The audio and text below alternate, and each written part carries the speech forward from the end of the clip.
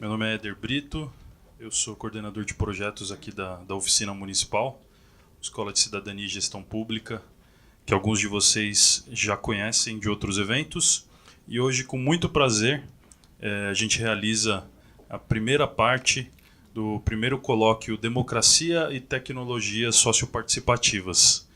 A oficina, ao longo dos últimos 14 anos, vem trabalhando com processos de formação em cidadania, política e gestão pública, capacitação de servidores públicos de prefeituras e câmaras municipais.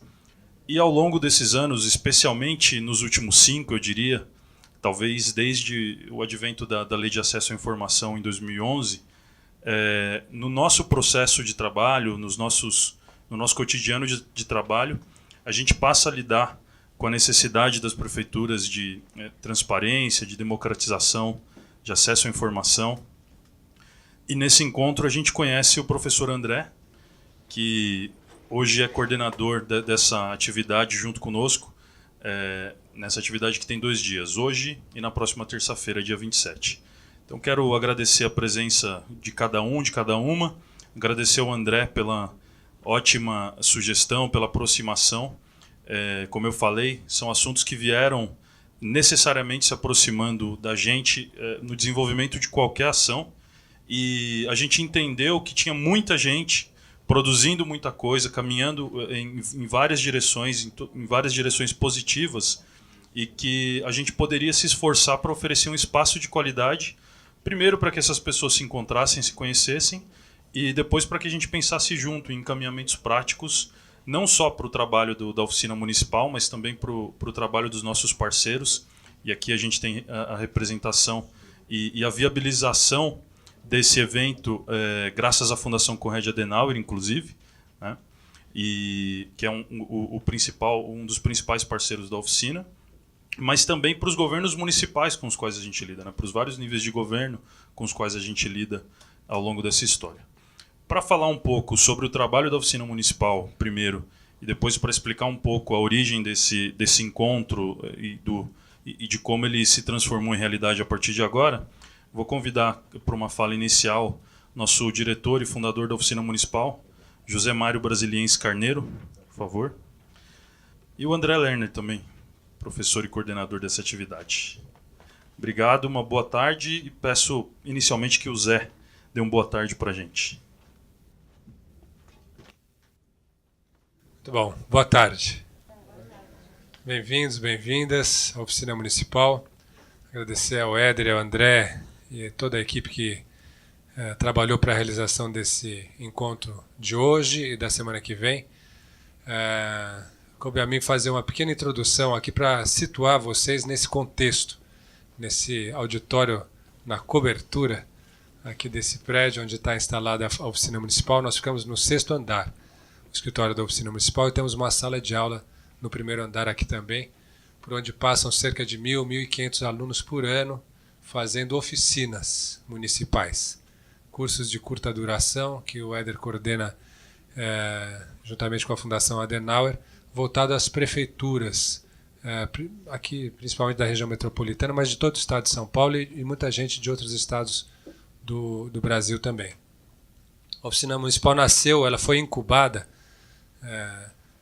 na Fundação Konrad Adenauer, que é uma das 5 fundações políticas alemãs que atuam aqui no Brasil. Deixa eu perguntar para vocês, quem tem notícias das fundações políticas aqui no Brasil, levanta a mão para mim. Friedrich Ebert, a FES, Konrad Adenauer, Rosa de Luxemburgo. Muito bom. Acho que é importante, o Éder mencionou essa parceria com a Adenauer, é importante falar um pouquinho disso porque isso situa melhor o nosso lugar aqui na oficina, nesse contexto onde a gente está. Depois da Segunda Guerra Mundial, a Alemanha se viu desafiada pelos países europeus e pelos Estados Unidos de transformar aquele Estado totalitário num Estado democrático, de direito. E a questão era quem teria a tarefa de formar para a democracia. As universidades eram universidades, pesquisa, ensino, extensão. As escolas eram escolas, as empresas eram empresas. Quem que pode assumir essa tarefa? no raciocínio lá da Alemanha foram os partidos políticos. Porém, eles desconfiaram que os partidos políticos, se tivessem a tarefa de fazer a formação política, podiam incorrer no erro de utilizar os processos de formação para fazer recrutamento e de quadros para o próprio partido e fazer militância. E quem fala em política, a militância é a primeira coisa que vem. Então criaram as figuras das fundações políticas com CNPJ separado do partido. Uma instituição separada do partido com fundos públicos. O Estado alemão financia todas as fundações políticas que ultrapassam, eles têm lá a cláusula de barreira, que tem lugar no parlamento alemão. Hoje são 7 partidos, se eu não estou enganado. Todas elas recebem recursos. E aí o cidadão, a cidadã, vai procurar fazer a formação política conforme a sua visão de mundo. Se eu tenho uma visão de mundo comunista, eu vou na Fundação Rosa de Luxemburgo. Se eu tenho uma visão liberal, eu vou na Friedrich Naumann. Se eu tenho uma visão democrata cristã, eu vou na Konrad Adenauer. Se eu tenho uma visão social-democrata, eu vou na Friedrich Ebert. Se eu tenho uma visão mais nacional-socialista, o que está ressurgindo lá, eu vou na fundação, não sei o nome, mas do Partido da Aliança pela Alemanha, que está no parlamento alemão. Se eu tenho uma visão verde, ecológica, eu vou na Fundação Heinrich Böll. E eles conseguiram organizar a democracia alemã, dando espaço para todas as visões de mundo, inclusive o partido neo-nazista alemão, que está no parlamento alemão, tirou os liberais e está no parlamento alemão, participa do jogo democrático. Olha que coisa interessante. Que progresso construiu uma democracia onde você tem as extremas esquerdas e direitas tem um lugar, porque elas existem e vão sempre existir. O problema é quando elas chegam ao poder de forma totalitária.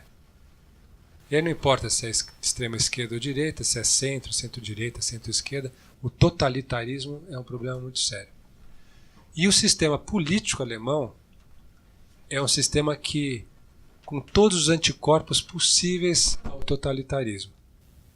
Quando eles criaram o voto distrital misto, que está em debate, pode até ser uma questão aqui, porque a gente pode colocar um viés aqui, foi para falar, a gente tem que ter pessoas que representam um distrito onde eu moro e o que eu conheço, e pessoas que representam um partido que estão na lista partidária. Que estão nas causas nacionais e internacionais e outros com as causas distritais, e esses dois parlamentares brigam dentro do partido para saber o que é mais importante, as grandes causas nacionais ou as pequenas causas locais.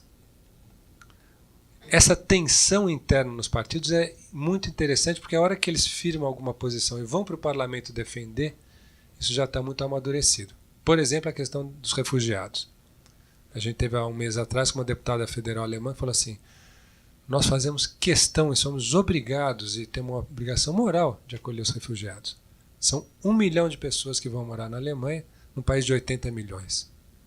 E que já está muito preparado a receber, porque teve toda a migração do leste europeu, etc. Eu estou falando desse quadro político maior porque essa questão de ultra-vanguarda que a gente está tocando hoje e na semana que vem, dos espaços virtuais, das mídias eletrônicas, da comunicação direta, das redes sociais, da democracia digital, estão num contexto maior da política, da democracia, dos direitos humanos, que é uma construção árdua que a civilização vem fazendo desde a Segunda Guerra Mundial. Afinal, a Segunda Guerra Mundial foi um produto dos países ricos, cultos, educados. Não foi produto de periferia do hemisfério sul, ou de países subdesenvolvidos, etc. Então, a questão da democracia, do Estado de Direito, dos direitos humanos, ela está o tempo inteiro provocando a humanidade. O tempo inteiro. E não dá para dormir no ponto. A gente vem conseguindo se afastar dos regimes de escravidão, ainda que exista escravidão, vem se afastando dos regimes totalitários, ainda que existam totalitarismos, mas é um progresso civilizacional. Né? E as tecnologias, as mídias, as linguagens desse mundo contemporâneo e do mundo futuro que a gente não tem nem noção do que vai ser, do ponto de vista inclusive da tecnologia, de alguma forma estão fazendo parte desse processo. O mote desse encontro é, puxa vida, como é que a gente pode tornar mais acessível ou melhorar essa relação entre cidadãos, cidadãs e Estado? E a oficina é uma escola de cidadania e de gestão pública. A gente tenta preparar, de um lado, os cidadãos para conversar com os gestores públicos, do outro lado, preparar os gestores públicos para conversar com os cidadãos. A gente cunhou aqui duas expressões. O cidadão gestor, que é capaz de entender a cidade, o orçamento, o planejamento, as políticas públicas, participar da formulação, do controle da eleição, o cidadão gestor, e o gestor, que está na máquina pública, que não deixa de ser cidadão. Que tem filho na escola, que anda de automóvel, que anda de bicicleta, que tem interesses políticos, que é um cidadão também. E que não pode ficar frio ou tão burocratizado que vai se distanciando da realidade da vida real. E a cidade é o palco de tudo isso. 80% das pessoas morando em cidades, o que pode ser um problema também, porque a zona rural e a zona de floresta estão meio fora desse mapa, mas a cidade é o lugar, e a gente já entende que os municípios são escolas de democracia por natureza, e de gestão pública por natureza. Eu venho de uma escola de formação em gestão pública, que é a escola das políticas regionais, locais e regionais. Eu trabalhei com o meio ambiente, que é o bioma regional, com água, que é a bacia hidrográfica regional, com estrada vicinal, que é a rede vicinal de estradas, com desenvolvimento regional. E a gente tem isso muito pouco desenvolvido ainda no Brasil. A esfera local e regional de poder, de governo, de economia é muito frágil. A nossa economia é concentrada, centralizada, o nosso poder, o nosso Estado é centralizado, e a gente fica aqui no nível local, regional, sofrendo para conseguir tomar decisões, para conseguir empreender, para conseguir fazer o que a gente pode fazer, e que às vezes não tem recurso, às vezes não tem formação, às vezes não tem meios, etc. Então, a minha pergunta pessoal, fundamental dessa tarde é como é que eu consigo casar esse mundo das tecnologias, esse mundo virtual, esse mundo da comunicação em rede aqui, né, com o mundo real. É um dos tópicos, inclusive, que a gente colocou. Como é que a gente casa isso no território? Para concluir, o primeiro contato que eu tive com esse universo foi, alguns anos atrás, houve uma grande conferência internacional de cidades em Porto Alegre, logo depois do Fórum Social Mundial. Era prefeito lá o Zé Fogaça. E ele convidou a oficina municipal para fazer a relatoria da conferência. Nós fomos 20 pessoas para lá. Professores, parceiros, amigos da oficina municipal, para fazer a relatoria. Eram centenas de mesas, palestras, tudo simultâneo, a gente relatando para fazer um relatório final. E estava com a gente o Ricardo Joseph e o Rodrigo Bandeira. O Rodrigo, que voltou de lá falando de cidade democrática. Quando que foi isso, Éder? Pode ter sido Fogaça, uns 2006, 10 anos atrás. O Rodrigo voltou falando de cidade democrática. Não, vamos fazer um instrumento de consulta, o cidadão poder falar e fazer uma interface com as prefeituras, com a política pública, cidade democrática, tararara. Foi criando lá a ferramenta. Ele vai participar aqui? Tá presente. Alguém da cidade democrática, né? Representando. Então, os dois. E o José que fez o Urbanias. Mistura de urbania com cidadania, né? Dois rapazes visionários, vanguarda, eu boiando, né? Que é isso? Urbania, cidade democrática, há 10 anos atrás. Sofreram muito, né, para começar a fazer isso acontecer. E a gente está vendo hoje um universo riquíssimo. O programa, a capacidade de convocação, de convite que vocês fizeram foi ótimo. Como disse o Éder, acho que é uma ocasião ótima dessas pessoas se encontrarem. Não sei nem se existe um fórum permanente de discussão e debate sobre esses temas, né? Ou se isso está acontecendo. Então, para nós, na Oficina Municipal, enquanto Escola de Cidadania e Gestão Pública, é uma honra, uma alegria poder acolher esse movimento de vocês. É um momento de muita aprendizagem, acho que muito questionamento, muita dúvida, para mim ainda há muita dúvida. E eu concluo fazendo memória, estava falando com a Maria Alexandra que a gente fundou a Oficina Municipal em 2002. Entre 92 e 2002 eu trabalhei na Fundação Adenauer, nessa fundação política alemã, e eu entendi o que é ficar entre o mundo político, governamental, e o mundo acadêmico. As fundações políticas ficam nesse lugar. Eu não sou partido, não sou governo, não sou político, não sou gestor, e não sou acadêmico, não sou pesquisador, não sou professor. Eu estou aqui no meio. É um lugar meio híbrido, né? E a oficina fica nesse lugar meio híbrido. E eu me lembro quando eu fui começar a trabalhar na Fundação Adenauer, a primeira atividade que eu participei foi um seminário sobre sistema eleitoral, partidário, reforma política, no Hotel Casagrande, no Guarujá, no fim de semana que caiu o helicóptero com o Dr. Ulisses Guimarães e o senador Severo Gomes sumiram no mar. E a gente estava lá naquele seminário com muitos políticos e muitos acadêmicos, fazendo essa mediação entre o mundo político e o mundo acadêmico, deputados, governadores, senadores, intelectuais, Aspásia Camargo, Bolívar Lamounier, todo mundo perplexo com aquela situação, porque eram dois ícones, inclusive, da democracia. O Ulisses Guimarães tinha levantado a Constituição Cidadã. E agora? E agora? Né? E a discussão era o sistema eleitoral partidário. Né? Em 92, e a gente falava, olha, precisamos alterar o sistema eleitoral e partidário, porque, senão, a Arena e o MDB vão se eternizar no poder. 1992, nós preocupados com a eternização no poder do MDB, já vou terminar, e da Arena, que virou PFL, virou PSD, o PMDB, o MDB virou PMDB, Democratas e tal. Olha só que coisa. Nenhuma vírgula foi alterada em relação ao sistema. A gente continua elegendo, né, essa base, e aí, para a tristeza das grandes inovações político-partidárias da década de 80, em 1980 nasce o PT, em 1988 nasce o PSDB, os dois repousam em berço esplêndido. Um se deita com o PFL, outro se deita com o PMDB, e a gente está vendo o preço político dessa situação.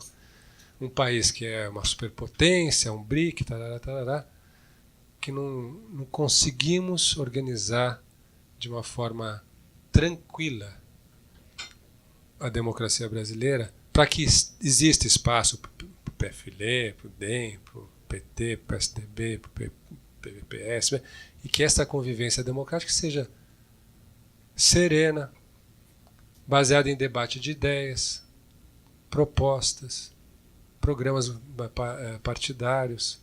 O eleitor sabe que está votando, quem que é, de onde veio, para onde vai. Né? Não conseguimos até hoje. Daqui a pouco faz 30 anos da Constituição de 88 e a gente está patinando. E esse ingrediente que vocês vão trazer aqui, eu acho que é fundamental, porque ele vai dar muitas respostas, principalmente para os mais jovens, porque eu acho que, obviamente, tem uma coisa direta, né, nesse canal, mas eu acho que para toda a estrutura do sistema eleitoral e partidário, eu ainda tenho uma grande interrogação. Como é que essas ferramentas, como é que esses instrumentos se encaixam nas instituições, nos mecanismos formais, e como é que eles podem estimular reformas, alterações, modernização no sistema eleitoral, no sistema partidário, no sistema político, no sistema tributário, no sistema de formulação de políticas, tudo isso. Então, acho que o desafio está posto para todos nós aqui. Vamos trabalhar. Muito obrigado pela participação, pela presença. E eu estou muito curioso para ver os resultados dessas falas interessantes. Vamos em frente. Obrigado, André. Muito obrigado, Zé. Sempre muito bem na contextualização, né? Acho que é não só o contexto em que a oficina municipal trabalha, mas esse contexto, né, da democracia participativa, no qual cada um aqui com a sua iniciativa, no seu lugar, participa. Vamos agora ouvir o professor André Lerner, um dos grandes positivamente culpados por esse encontro de hoje. Muito obrigado. Estou aqui de pé, porque estava sentindo que estava um pouco aqui atrás, assim a gente consegue conversar e se comunicar melhor. Primeiro eu queria agradecer o Zé, o Éder, a equipe maravilhosa da Oficina Municipal, por acolher esse debate, que foi construída de uma maneira apaixonada, e paixão essa que foi compartilhada pelos colegas, e eles falaram, eu lembro do e-mail do Zé falando, não, vamos em frente, e queria agradecer muito e falar que é um prazer estar aqui com vocês, nessa Casa Republicana, onde os debates são tão plurais e feitos de uma maneira com tanta propriedade. Então, eu acho que a gente está começando com o pé direito, trabalhando juntos. Então, muito legal. Muito bem. Queria agradecer também a presença de todos. Esse debate também é fruto do apoio dos colegas, do Ricardo Pop, do Fábio Tanaka, que está chegando, do Irapurã, do Túlio, ou seja, é fruto da Maria Alexandra, que esteve aqui também em um aviso tão curto. Isso foi, então, um fruto de um diálogo e de uma recepção muito positiva da rede, entendendo que as questões que a gente vai discutir são questões que merecem uma reflexão mais profunda. Muito bem. A razão desse debate, ela nasceu pelo fato, nesse contexto que o Zé colocou, que hoje a gente está vivendo a primavera das tecnologias que a gente chama de ação comunicativa. Essas tecnologias de ação comunicativa são tecnologias que permitem que grupos da sociedade civil se organizem e troquem ideias entre si. Só que, paradoxalmente, a gente vive como se, por assim dizer, o início desse ciclo. A gente vive ainda no Fordismo das tecnologias de ação comunicativa, no sentido que na época que foi feito o Ford T, só existia o Ford T. E as opções que a gente tem para as tecnologias comunicativas são muito pequenas hoje, e elas têm um impacto muito grande no setor público, apesar de ter sido desenvolvidas em âmbito privado. Então, existem aqui uma série de conflitos de interesse, por um lado, que a gente precisa investigar, e, por outro, investigar quais são as outras possibilidades que a gente tem, tecnológicas, hoje existentes no Brasil. E existem iniciativas excepcionais que precisam receber luz e aparecer, e precisam ser coordenadas entre si. Por fim, então, só para dar um exemplo, existem hoje em dia, nos Estados Unidos, o desenvolvimento de aplicativos que são ditos não éticos e, por exemplo, um Uber que evita áreas de determinados grupos étnicos na cidade. E isso impacta sobre o desenho do espaço público de uma maneira muito forte, porque a partir do momento que determinadas áreas da cidade são evitadas por pessoas, o custo do metro quadrado dessas áreas diminui. E isso está sendo impactado por uma espécie de aplicativo, por sua vez que está sendo consumido por uma espécie de público, e isso interessa a alguns grupos econômicos.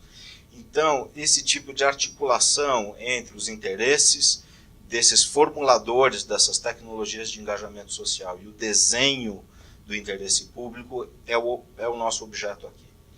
Então, e o Brasil, ele é um celeiro importantíssimo de tecnologias sociais, ele é um celeiro importante de tecnologias de programação em si. Então, a gente tem uma oportunidade aqui hoje, começamos aqui um debate para trazer esses interlocutores, para mostrarem as suas experiências e a gente desenhar possibilidades de interação entre eles. Então, é um pouco isso. Então, o debate está estruturado em 2 dias. Hoje, terça, dia 20, vão ser discussões mais em torno dos modelos de negócio e o contexto da operação dessas tecnologias. E no dia 27 vão ser discussões mais próximas da comunidade de programadores, e eles vão mesmo mostrar aquilo que eles estão desenvolvendo. Por fim, hoje a gente tem um dia muito legal.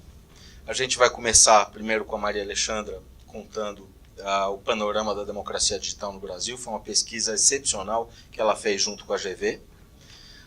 Seguindo, a gente vai falar um pouco com o Irapurã, o Ricardo e outros colegas, o Túlio, sobre o encaixe das tecnologias dentro do ciclo das políticas públicas.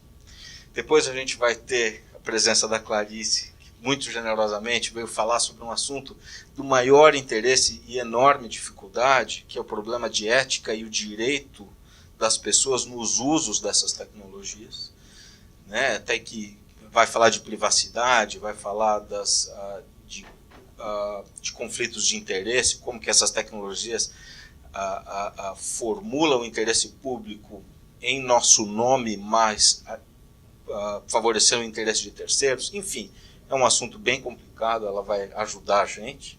E, por fim, a última mesa é uma mesa interessantíssima, que vai falar sobre democratização da informação, e a gente vai ter a Fátima Jordão e o Ivo Herzog, que são atores importantes na defesa da liberdade de expressão. Vamos ter o Renato, que é do Fórum Nacional de Democratização da Informação, que é um cara excepcional, e vamos ter o Wagner de Moura, que vai falar sobre uma nova agência de informação, que é 32 vezes São Paulo, que é uma agência de informação que vai dar notícias de todos os bairros de São Paulo, sem exceção. Só as 32 subprefeituras vão estar noticiadas.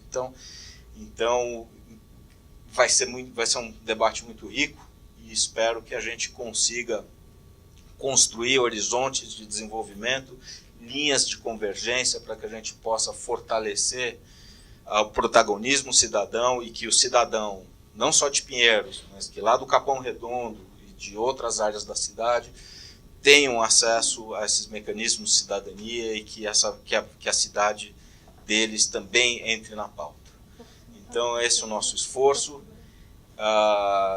Agradeço a todos.